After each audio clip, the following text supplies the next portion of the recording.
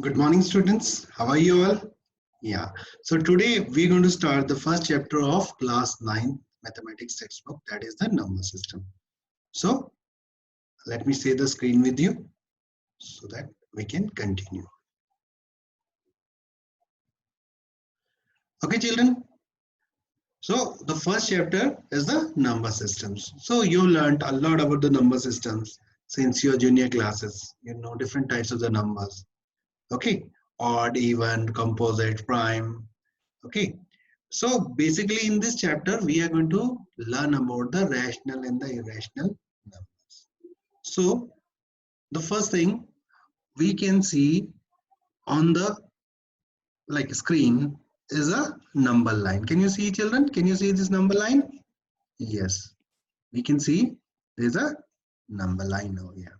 So how can we represent numbers on a number line? You can see that the range of this number line is from -3 to +3, and this is 0. This you can see is the 0 mark on the number line.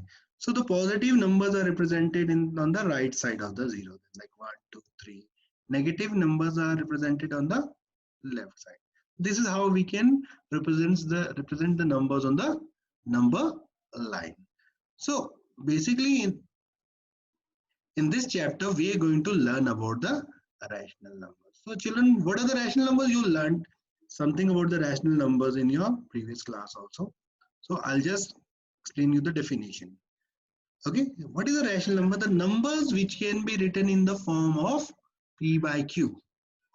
You can see over here, children. I'll like to show it to you with the help of this highlighter. You can see a number r is called a rational number if it can be written in the form of p and q, where p and q are integers and q is not equal to 0. So what does it mean, children? It means that any number that can be written in the form of p by q and q should not be equal to 0. It means that the numerator can be equal to 0, but not the denominator.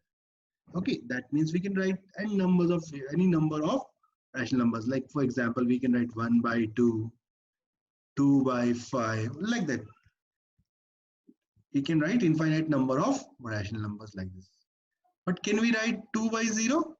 No, because it does not satisfy the condition which we have learned in the definition just now, that 0, that means the denominator q should not be equal to 0. What about 0 upon 2? If I ask you, what about 0 upon 2? Children, 0 upon 2, yes, because it gives a rational number. Why? Because here p is equal to 0. No problem. But q should not be equal to 0. So that is it. So we will learn few things about these type of rational numbers. Okay, we'll just refer the example 1. Are the following statement true or false? Give reasons for your answer. Every whole number is a natural number. Children, you know natural numbers start from 1. 1, 2, 3, 4 up till infinity. And whole numbers includes 0 also. It starts from 0. It changes like this: 0, 1, 2, 3, 4 and up till infinity. So every whole number is a natural number. So children, this is going to be false. Every integer is a rational number. Every integers are, just now I explained it to you, integers are represented on number line, like here. If this is 0, 1, 2, that means the positive and the negative integers are negative. So all integers are rational numbers. Yes, you can write all integers are rational numbers, because like if it is minus, you can write -2 upon 3. Yes, you can represent them in the form of p by q, of course. Yeah. So every rational number is an integer. So he is asking that every rational number is an integer. So how can you say like that, children? This is false, because like for example, if you write any fraction, like if you write 1 by 2, 1 by 2 is not a integer. It is false, because you can see it over here, false, because it is not an integer. So we'll move on to the next question. We'll do some of the questions from the exercise, children. Okay, the first question is this one. Can exercise 1.1, is 0 a rational number? Can you write it in the form of p by q, where p and q are integers and q is equal to 0? I discussed it with you just now. Yes, 0 is an integer because we can write 0 as 0 upon 1, 0 upon 2, 0 upon any denominator is there, doesn't matter. So 0 we can write in the form of p by q. And the second condition is also being satisfied, that q is not equal to 0. So we can say this statement is true. So you'll say, is 0 a rational number? You'll write the answer yes, children. Okay, write 6 number. Now the next, I'll take this question, I will explain it to you. The second question, find 6 rational numbers between 3 and 4. There are numerous ways by which you can do this question, but I'll explain you a simpler method of doing it. Okay, children, I'll take this question and I'll just, okay. Okay, children, you can see you have to write 6 rational number between 3 and 4. So how you can do this question is, as I said, 3 and 4. You can write 3 is equal to 3 upon 1 and 4 is equal to 4 upon. If denominator is equal to 1, it doesn't change the value of a fraction. And children, you also know this thing, that if you multiply or divide any number by 1, then the value of the number doesn't change. For example, like 3 1 ja 3, 4 1 ja 4, or if you even divide 3 by 1, 1 by 3. So it also, the value of 3 doesn't change. 1 will go 3 times only. So similarly, you also know this, if the numerator and the denominator of any fraction is same. Like for example, if I write 5 upon 5, 5 upon 5 means that is equal to 1, or 10 upon 10 is equal to 1.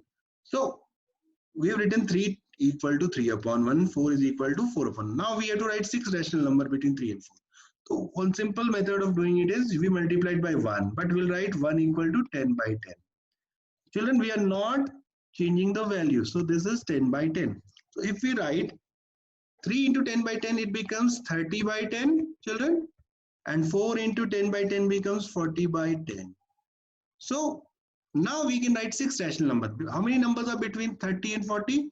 You know, till 31 to 39. They are 9 numbers. So you can take any 6 numbers, like you can take 31 by 10, then 32 by 10, then 33 by 10, then you can write 34 by 10, 35 by 10, and 36 by 10. I hope you must have understood it, children. Okay?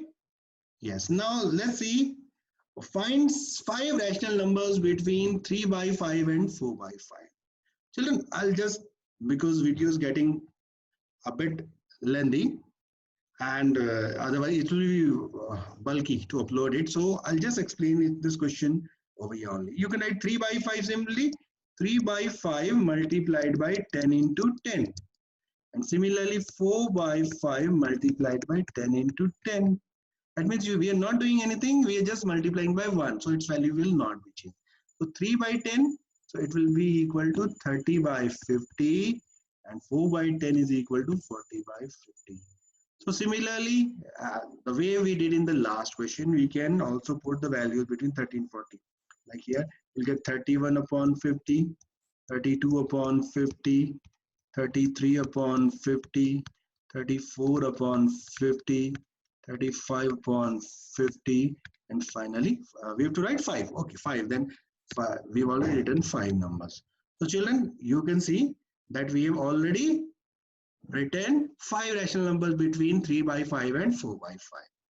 I expect, children, you must have understood it. Okay. Now, the last question of this exercise, children. You can see, state whether the following statements are true or false. You have to tell whether the statement are true or false. Okay, every natural number is a whole number. Children, natural number starts from 1, isn't it? And whole number starts from 0. So this is not a possibility. This is every natural number, because 1, 2, 3, 4 will definitely come under the whole number. So this is, children, this answer is true.